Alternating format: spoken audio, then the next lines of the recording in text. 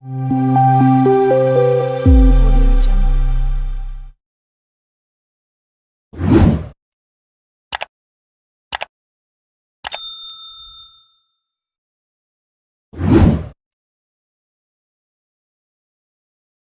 ছিল ছোট্ট একটা গ্রাম, নাম তার হিজলপুর। আর হিজলপুর মানেই কাদামাটির পথ, কলাগাছের ঝোপ আর ইলিশ খাওয়ার যুদ্ধ। বর্ষাকাল এলেই সেখানে শুরু হতো উৎসব, ইলিশ উৎসব। এই গল্পের হিরো হল টুনি আর তার পিচ্চি ভাই পিপু।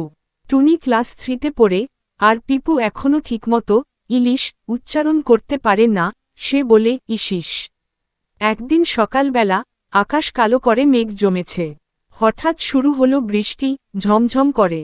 ছাদ টিনের, বৃষ্টির শব্দে মনে হচ্ছিল কেউ যেন ছড়ি দিয়ে ছ্যাক ছ্যাক করে বাজাচ্ছে।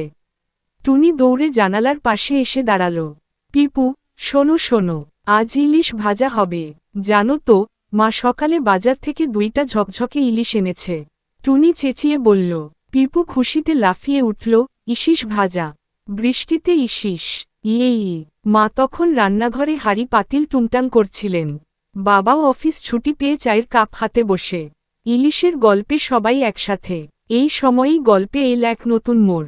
রান্নাঘর থেকে হঠাৎ এক মোটা গন্ধ বের হল, ইলিশ ভাজার। চারদিকে ছড়িয়ে পড়ল গন্ধের রাজত্ব। এমনকি পাশের বাড়ির টুনটুনি পাখিও ঠোঁট কুঁচকে জানালা এসে উকি দিল। ওহ, কি গন্ধ!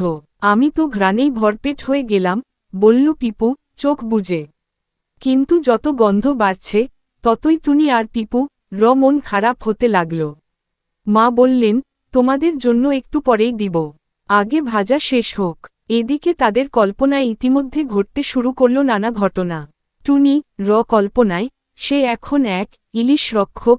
মাছ ভাজার সময়ে হঠাৎ করে ইলিশ উঠে এসে বলে, আমায় ভাজো না, আমি তোমার স্বপ্নে এসেছিলাম। টুনি তার ডানায় উঠে আকাশে উড়ে গেল, মাছরাজ্য রক্ষা করতে।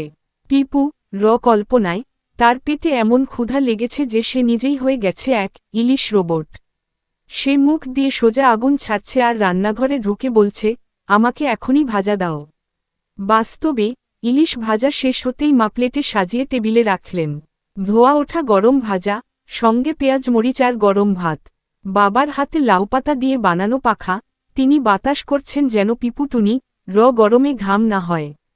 পিপু প্রথম কামড়েই আহা করে চেঁচিয়ে উঠল, গরম।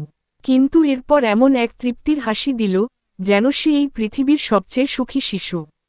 টুনি আর পিপু খেল, হাসল, গল্প করল। আর জানালার বাইরে বৃষ্টি তখনও টুপটাপ পড়ছে। পেছনের আকাশে হালকা একটা রংধনুও দেখা গেল। গল্পের শেষ না, এখানেই তো শুরু। বৃষ্টির দিনে ইলিশ খাওয়ার ওই আনন্দ যেন রয়ে গেল টুনি পিপু মনে সারা জীবন।